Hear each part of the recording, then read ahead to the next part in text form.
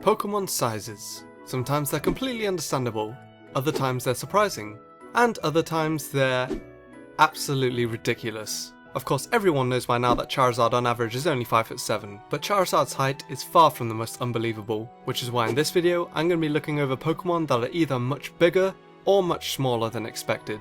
Or should I say, we are going to be looking at Pokémon with heights you probably wouldn't expect. Joining me today is Ozzymitsu. Hi everyone, my name's Ozzymitsu, and today I'm very honoured to be here today, so thank you so much for having me, Alex. If you're anything like me, you probably don't pay attention to a Pokemon's height, so today I'm very excited to be very shocked or very surprised about some of these sizes. We've also done a collab over on Ozzy's channel, so be sure to check that out at the end of the video. But for now, Ozzy, how tall would you say Nidoking is? My first guess would be 6'7", but maybe it's a little bit shorter, maybe it's as tall as Charizard. You know what? I thought Nidoking would be around that height as well, but it turns out that Nidoking is a less menacing 4'7". What? 4'7"? That's so much smaller than I initially thought. I'm 5'9", so that means Nidoking wouldn't even reach my shoulder. Well, if Nidoking is only 4'7", does that mean Nidoqueen is even smaller? That would be correct. As someone else who is 5'9", Nidoqueen comes up to around armpit height, coming in at only 4'3". So, is Giovanni only 5'7" or 4'3"? Speaking of Pokemon only 4'3", Drapion, who was made to look like a towering monster, is also 4'3". Sorry to interject here, Alex, but Frostlass, I freaking love Frostlass so much. But it is quite purposeful as to why I've included Frostlass. Frostlass is another Pokemon that's 4'3". Now, unlike Drapion and Nidoqueen, it's much more believable for a Pokemon like Frostlass to be this height, but to be the same height as Nidoqueen and Drapion seems rather strange if I'm completely honest. Well, it's about to get even stranger. Ozzy, you know about Ghastly, right? Of course, everybody knows about Ghastly, that floating ball of gas, and one of the original ghost types. It's such a cute yet such a menacing, scary little thing. I just love it so much. I wouldn't call it little. Because believe it or not, Ghastly is the same size as Drapion. Wait, what? 4'3"? That seems way too big. Especially since in the anime, Ghastly only seems like he'd be a foot or so. Ghastly increases in size even more when it evolves into Haunter, becoming 5'3", which is the same height as Slowbro, who's also the same height as Blastoise. Hang on, you're telling me that Haunter is the same size as Blastoise? Both Charizard and Blastoise are shorter than us? Well then it looks like we're taller than all three fully evolved Kanto starters. Actually we're not, because Venusaur is actually 6 foot and 7 inches. Wait, what? That doesn't seem right at all, does it? Venusaur is always shown to be on all fours. So is Venusaur's height measured from head to toe, or flower to toe? Alright, let's go back to Haunter. How much does Haunter grow in size when it evolves into Gengar? Well, funnily enough, Haunter doesn't grow at all when it evolves. If anything, it actually shrinks down to 4'11" when it evolves into Gengar. It gets smaller? Hang on, how tall is Clefable? If Gengar is Clefable's shadow, surely it means that Clefable is also 4'11", right? Actually, Clefable is 4'3", a similar height to Ghastly. So Clefable isn't the same height as Gengar. Well, I guess that method's busted then. Although, shadows are usually shown to be bigger than the person casting the shadow. So maybe it makes sense that Gengar is actually taller than Clefable. Maybe. But seeing how Gengar is the same height as Dunsparce seems a little bit hard to believe. Wait, what? Dunsparce is 4'11"? Yep, I couldn't believe it either. That's crazy! That's the same size as Mewtwo's Y Mega form. Indeed, what? Mewtwo starts off at an appropriate 6'7", and its X Mega form increases in height to 7'7". But for some strange reason, the Y Mega form shrinks to a measly 4'11". You'd think that after a Pokemon Mega evolved it would increase in size rather than the other way around. Yeah, you would. You'd also think that Zygarde would increase in height, going from its 50% form to its 100% complete form. I mean, this is basically only half of Zygarde compared to the full package. Zygarde 50% form is a respectable 16 foot 5 inches, and its 100% form, 14 foot 9 inches. It loses almost 2 feet. That doesn't seem right at all. If anything, you'd think it would be double in size, not become shorter. Alakazam is another Pokemon victim of shrinking when it changes into a stronger form, going from an already short 4'11" to losing an entire foot in height when Mega Evolving. Compared to us, 3'11" is about the size of a kid. Hey Alex, did you know that Lucario is also 3'11"? Really? Yeah, that might even be slightly shorter than Ash. You're funny. You're very funny. Lucario only 3'11". No, I'm not joking, it's true, he is actually 3'11". Yeah, whatever. Let me research Lucario's real height. 3'11", what a joke. What the f? 3'11"? Lucario is under 4 foot! Yeah, I can't believe it either. That means that Lucario is the same size as Vileplume. No. No, really, it is. And it's also the same size as Furfrou, No. Pelipper, No. Smeargle, No. No. Luminion, No. Infernape, Well, that makes sense. Whirlipede, No. Dustox, Wait, what? Yanma, What? and Vivillon. Okay, enough of that.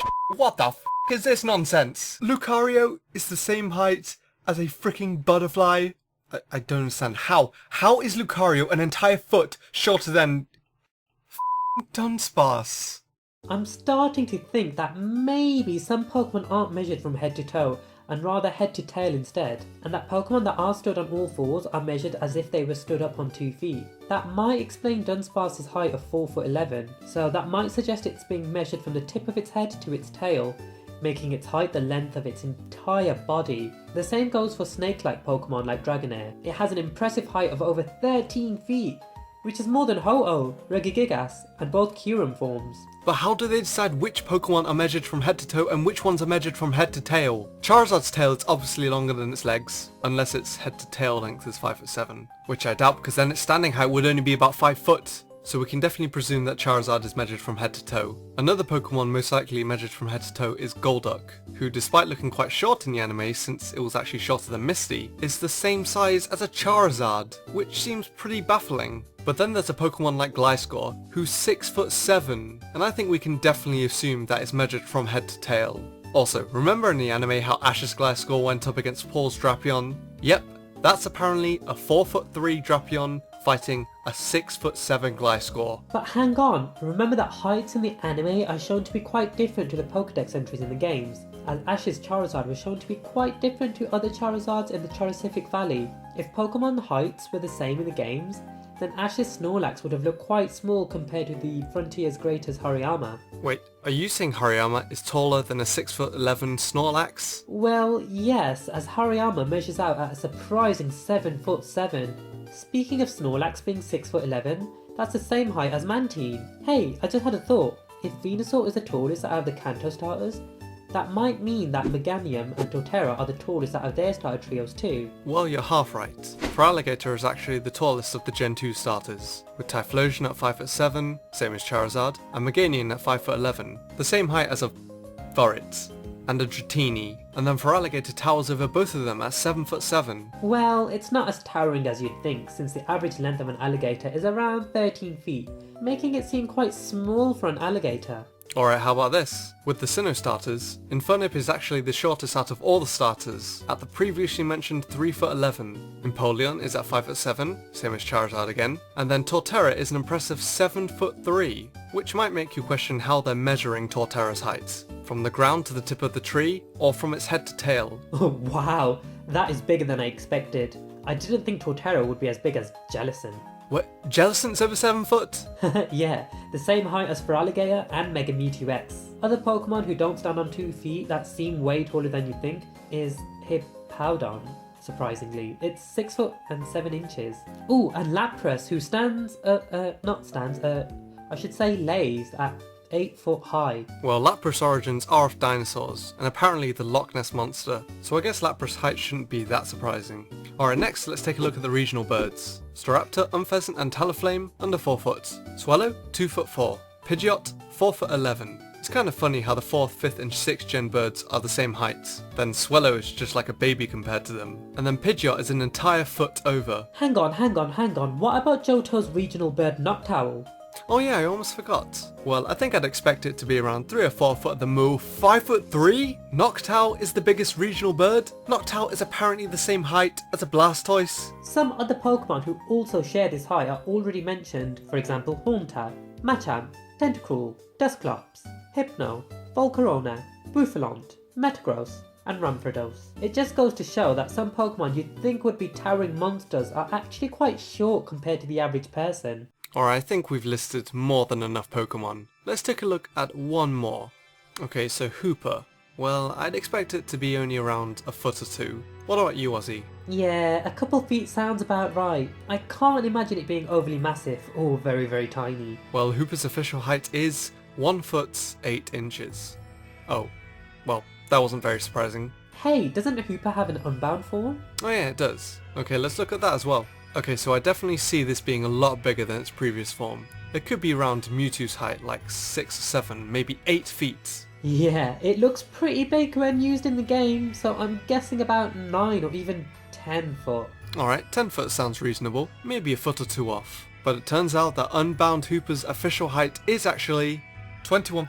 F*** me, that's big! What? That size is huge. That's bigger than most average sized houses. Now some of you might be saying that it shouldn't be that surprising that Unbound Hooper is over 20 feet in height, because it was also massive in the Hooper movie. But let me ask you this, when you saw Hooper's Unbound form for the first time, did you honestly think it would be double the size of a Groudon? In fact, Hooper Unbound form is officially the third largest non-mega non-primal legendary, only behind Giratina's origin form and Rayquaza, only being a couple of feet behind. An average person would barely come up to around knee length on something that big. What made me scratch my head even more is that Onix is over 5 feet longer than Rayquaza, and it gets even longer as it evolves. What?